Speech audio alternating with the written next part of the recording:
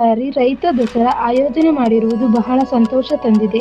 ರೈತರಿಗೆ ವೇದಿಕೆ ಸೃಷ್ಟಿಸಿ ಅವಕಾಶ ಮಾಡಿಕೊಟ್ಟಿರುವುದು ಹೆಮ್ಮೆಯ ವಿಷಯ ಎಂದು ರೈತ ದಸರಾ ಕಾರ್ಯಕ್ರಮವನ್ನು ಉದ್ಘಾಟಿಸಿ ಪ್ರಗತಿಪರ ರೈತ ಹಾಗೂ ಉದಯೋನ್ಮುಖ ರಾಜ್ಯ ಪ್ರಶಸ್ತಿ ವಿಜೇತರಾದ ಕೃಷಿ ಪಂಡಿತ ಟಿ.ಎನ್. ರಮೇಶ್ ಹೇಳಿದ್ದಾರೆ.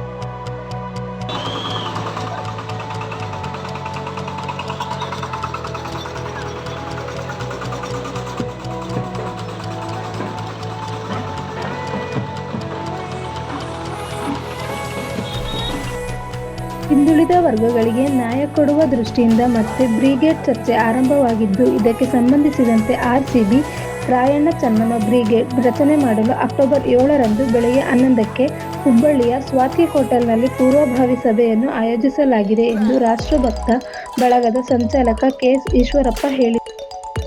ಮತ್ತೆ ದುಬಾರಿ. ಒಂದು ವಾರದ ಹಿಂದೆ ಪ್ರತಿ ಕೆಜಿ ಟೊಮೆಟೊ ದರ 30ರಿಂದ 40 ರೂಪಾಯಿ ಇತ್ತು. ಇದೀಗ ಈ ದರ 60ರಿಂದ 80 ರೂಪಾಯಿಗೆ ಏರಿಕೆಯಾಗಿದೆ. ಅಂದರೆ ಪ್ರತಿ ಕೆಜಿ ಟೊಮೆಟೊ ದರ 2 ಪಟ್ಟು ಹೆಚ್ಚಳವಾಗಿದೆ. ನವರಾತ್ರಿ ಹಬ್ಬದ ಸಂದರ್ಭದಲ್ಲೇ ಟೊಮೆಟೊ ದರ ದುಬಾರಿಯಾಗಿರುವುದು ಗ್ರಾಹಕರ ಜೇಬಿಗೆ ಮತ್ತಷ್ಟು ಕತ್ತರಿ ಬಿದ್ದಂತಾಗಿದೆ.